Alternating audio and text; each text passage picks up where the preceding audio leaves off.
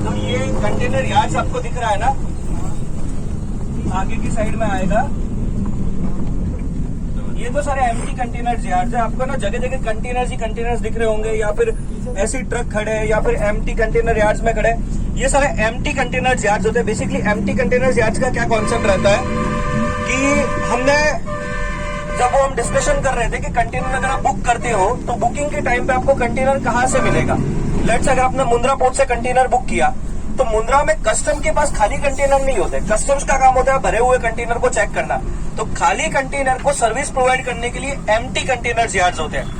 ये empty container yard में खाली कंटेनर पड़े होते हैं जो शिपिंग लाइन होती है, जैसे कि मक्स लाइन, एमएससी, हैपेग लॉयड, ये सारे कंटेनर इस तरह से एम्प्टी कंटेनर यार्ड में रखती है। अच्छा, अभी ये एक एम्प्टी यार्ड, ये कस्टम का यार्ड है। CFS, container feed station, Ashutosh CFS. हमने सीएफएस और आईसीडी का एक कॉन्सेप्ट समझा था। तो ये बेसिकली सीएफएस है, यहाँ पे कस्टम्स बैठता है और यहाँ पे कस्टम क्लियरेंस वगैरह का सारा काम रहता है। इन्हीं सीएफएस के अंदर क्या रहता है ना कि लेट्स से कि आपका मटेरियल अहमदाबाद से निकला, ओके, और हाँ एक मिनट,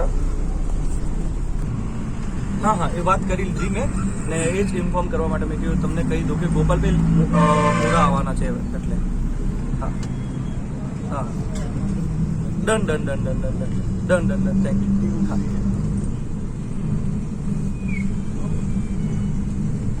ये जो सीएफएस का कॉन्सेप्ट रहता है ना, ये मैं आपको समझा देता हूँ कि बेसिकली आपका मटेरियल अहमदाबाद से या किसी भी प्लेस से आया और अगर हमने वहां पे कस्टम क्लियरेंस नहीं करवाया, लेट से हमने ट्रक के अंदर माल लोड किया, ट्रक के अंदर माल लोड हो जाने के बाद अपना कंटेनर एम्प्टी कंटेनर यार्ड से उठा के कस्टम के बॉन्डेड एरियाज में अपने आता है और यहाँ पे आपका सारा कस्टम क्लियरेंस रिलेटेड वर्क होगा।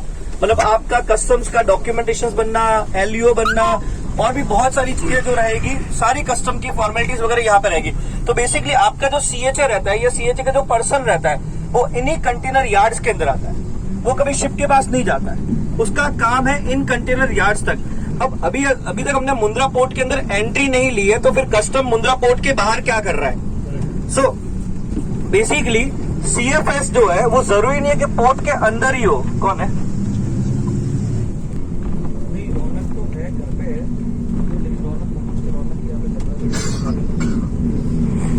सुनना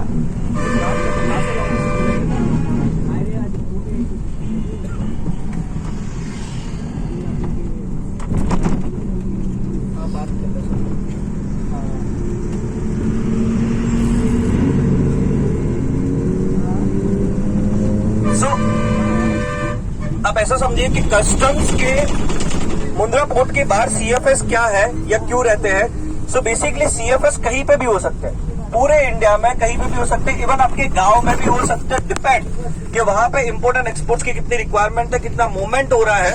ये परमिशन डायरेक्टली सेंट्रल गवर्नमेंट से आती है सीएफएस बनाने की, जहाँ पे कस्टम्स बैठता है आपका। मतलब कस्टम को बैठाना मतलब कि गवर्नमेंट को यहाँ पे बैठाना। तो ये कहीं पे भी हो सकता है। ये इसलिए होता है ताकि कस्टम का काम, क्लियरेंस का काम जो है फास्ट हो जाए, स्पीड में हो जाए। अदरवाइज अगर सारी की सारी चीजें पोर्ट पे इकट्ठा होगी तो काम ही नहीं होगा, बहुत ज्यादा डिले होगा।